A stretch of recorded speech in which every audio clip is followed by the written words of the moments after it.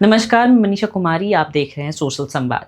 NEET, UGC net और JPSC, क्या भारत की बड़ी प्रतियोगिक परीक्षाओं पर लगातार उठ रहे सवाल सिर्फ सिस्टम की नाकामी है या फिर अब ये चुनावी राजनीति का सबसे बड़ा हथियार बन चुका है? झारखंड बने 25 साल हो चुका है। जेपीएससी संयुक्त सिविल परीक्षा सिर्फ 14वीं बार आयोजित हुआ है।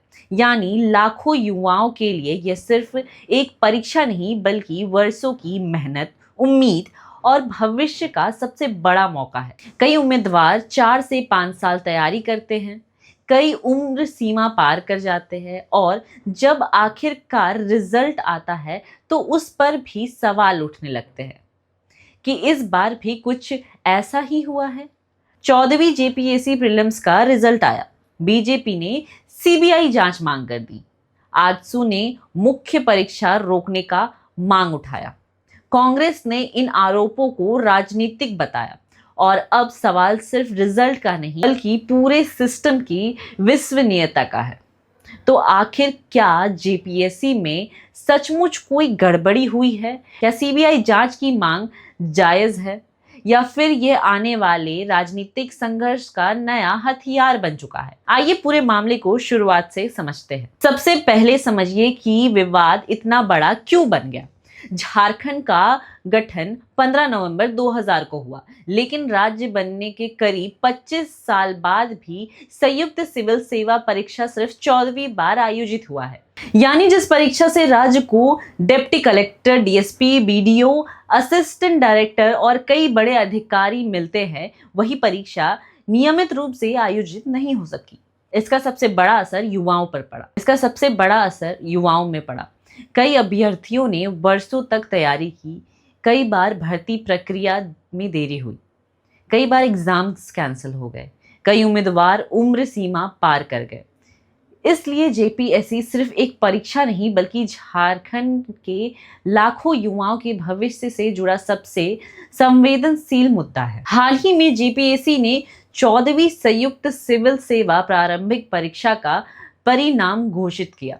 इस भर्ती के जरिए 103 पदों पर नियुक्ति होनी है और 1772 अभ्यर्थियों को मुख्य परीक्षा के लिए सफल घोषित किया गया। मुख्य परीक्षा 19 जुलाई से प्रस्तावित है, लेकिन रिजल्ट आने के 2 दिन बाद ही पूरा मामला राजनीतिक विवाद में बदल गया। बीजेपी ने प्रेस कॉन्फ्रेंस कर कई गंभीर सवाल उठाए। पहला आरोप, रिजल्ट जारी हुआ लेकिन कट ऑफ अंक सार्वजनिक नहीं किए गए। बीजेपी का दावा है कि मेरिट सूची पर आयोग ने सभी सदस्यों के हस्ताक्षर नहीं हैं। तीसरा और सबसे चर्चित दावा, बीजेपी के मुख्य प्रवक्ता प्रतुल सहदेव ने दावा किया कि एक अभ्यर्थी को पहले पेपर में 100 में से 48 अंक मिले, फिर भी वह सफल उम्मीदवारों की सूची में शामिल है। ये उसका ओएमआर शीट है, 100 नंबर का शीट है, जिसमें इसको 48 नंबर मात्र मिल रहे हैं। 48 आउट ऑफ 100, कट ऑफ 144 था।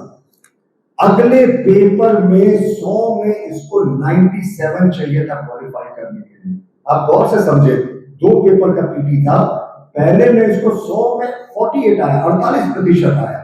अगले पेपर में 97% आया था, जिसमें हाईएस्ट क्या है 81%। फिर ये कैसे क्वालिफाई कर गया?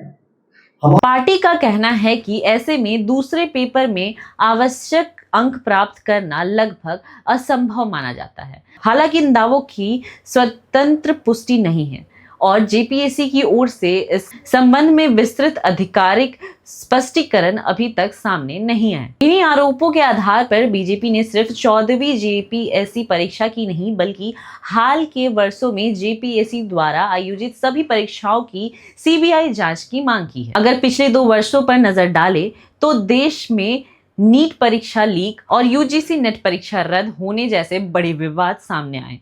इन घटनाओं ने प्रतियोगिक परीक्षाओं की पारदर्शिता पर देश भर में सवाल खड़े किए।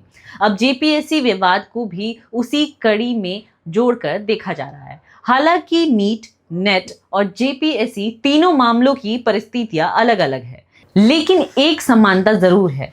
हर विवाद ने युवाओं के मन में परीक्षा प्रणाली की विश्वसनीयता को लेकर सवाल खड़े कर दिए हैं। राजनीतिक विश्लेषणों का मानना है कि जेपीएससी विवाद अब सिर्फ परीक्षा तक सीमित नहीं रहा।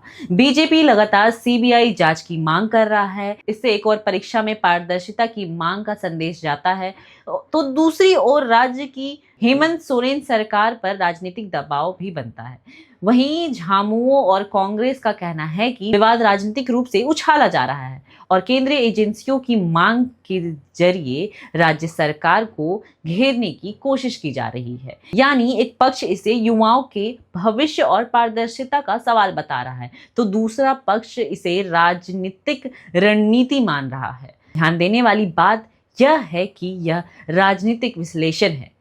किसी भी दल की मंशा को लेकर कोई आधिकारिक पुष्टि नहीं है। इस पूरे विवाद में सबसे ज्यादा प्रभावित कौन है? ना बीजेपी, ना कांग्रेस, ना झामुमो, बल्कि वे लाखों अभ्यर्थी जो वर्षों से इस परीक्षा की तैयारी कर रहे हैं। उन्हें राजनीति नहीं बल्कि एक निष्पक्ष परीक्षा और पारदर्शिता चयन प्रक्रिया चाहिए। फिलहाल मुख्य परीक्षा 19 जुलाई को प्रस्तावित है। अब सभी की नजर जेपीएससी और राज्य सरकार पर है। क्या आयोग कट ऑफ सार्वजनिक करेगा? क्या आरोपों पर विस्तृत स्पष्टीकरण देगा? क्या सरकार सीबीआई जांच की मांग पर कोई फैसला लेगा? इन सभी सवालों के जवाब अभी बाकी है। लेकिन एक बात साफ है, जब किसी प्रतियोगी परीक्षा की विश्वसनीयता पर सवाल उठते हैं तो सबसे बड़ी कीमत राजनीति नहीं बल्कि युवा चुकाते हैं।